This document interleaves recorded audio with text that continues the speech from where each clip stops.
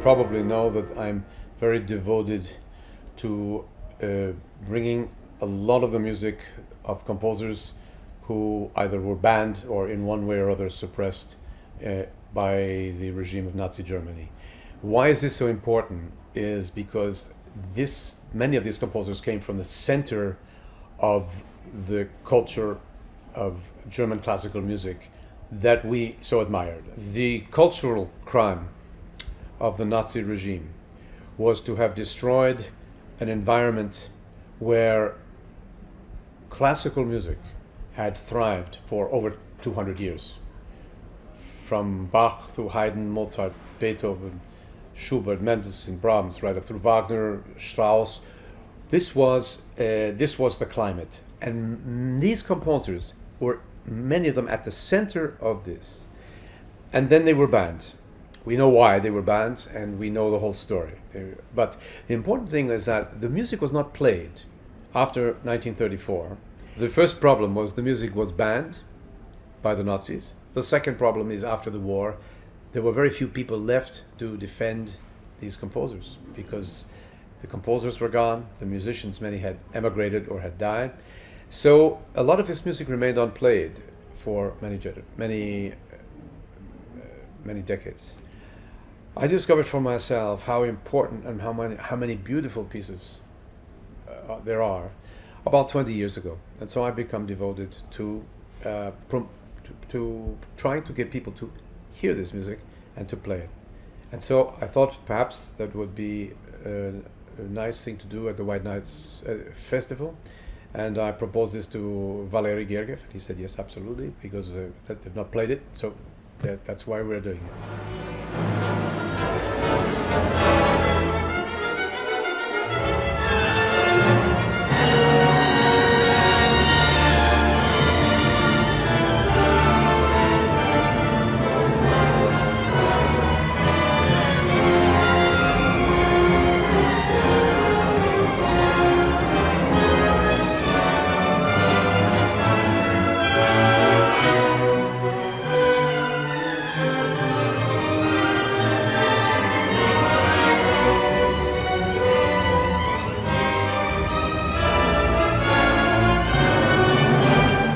Well, it began, frankly, because I heard something. I heard Seejungfrau by accident, and I knew Zemlinsky's name, but I did not know one note of his music. And that got me interested in Zemlinsky. But when I started to study about Zemlinsky and history, I started to learn other names. Then I started to learn about Franz Schreker. Then I learned about Erwin Schulhoff. Then the Terezin composers, Victor Ullmann in particular.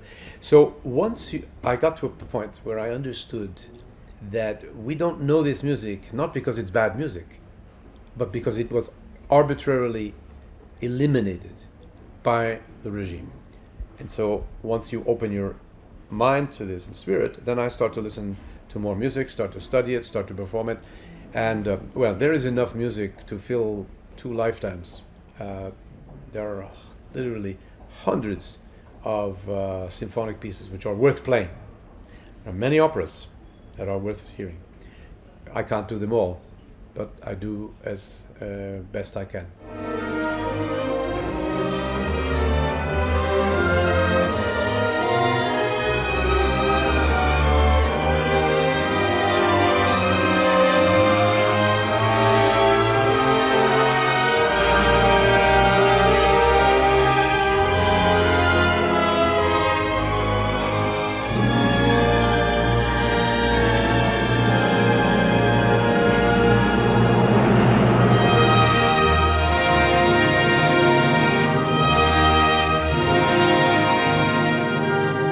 And people today, they tend, if they haven't heard a piece, they tend not to go to a concert, or if they don't recognize the name. This has changed. But I have found that sometimes it's difficult to get people to come to the concert because they don't know the name, but when they come, they love it. I found that this piece in particular is a very beautiful piece, very touching, very moving, very strong piece for orchestra, powerful piece. And for our ears today, it's not difficult at all. It's not difficult listening. It's 100 years old, more than 100 years old. This piece, and it's a very great. It's early 20th century music, big expression. I think audience will love it.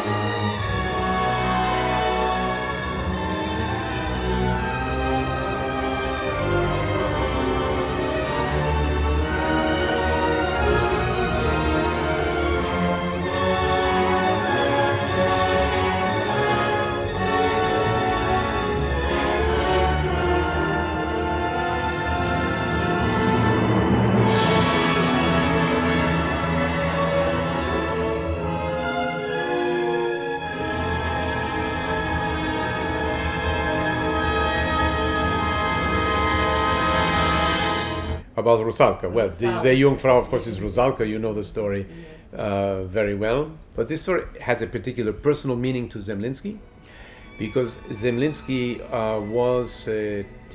was teaching when he was a young man, and he had a beautiful student, young lady, who fell in love with him, and he with her. And that young lady was Alma Schindler, the future Alma Mahler. And when Alma left Zemlinsky and went to Mahler, Zemlinsky was heartbroken, and this Seejungfrau, Rusalka, is the result. This is his pouring out of his love for Alma and his disappointment, just like Rusalka wants to love the prince, but she cannot in the end. And the Rusalka, depending on there are a few versions of the myth, but in one she gives her soul back to the universe. And in a way, Zemlinsky gives his soul to the universe in the form of music making. And the end of this work is a little bit like Liebestod of Tristan and Isolde of Wagner. Very uplifting spiritually. It's a beautiful work.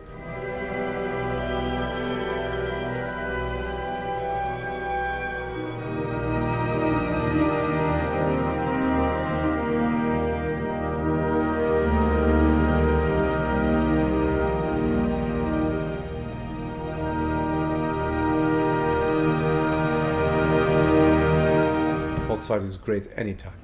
Mozart, if I had to take one composer and say I can listen and conduct every day of my life and will be happy to the end of my life, it's Mozart. So any opportunity I have, I think that the Mozart, I have particular love for the piano concerti. I have done 3 complete cycles in my life of the all concerti, all of them, and they are great. Every one of them is great. So for me, it's a good combination. Just as I love Mozart with Mahler, I like Mozart with Zemlinsky. Well, I would be very honored too. Of course, I spoke with Valery Gergiev. I hope so. If you would like me back, I would be honored to come back. I love what I have seen in St. Petersburg. It's one of the great cities of the world. There's this, I don't have to tell you. But the festival has so exciting, with 2 theaters now and a concert hall, and it's great. It's fantastic.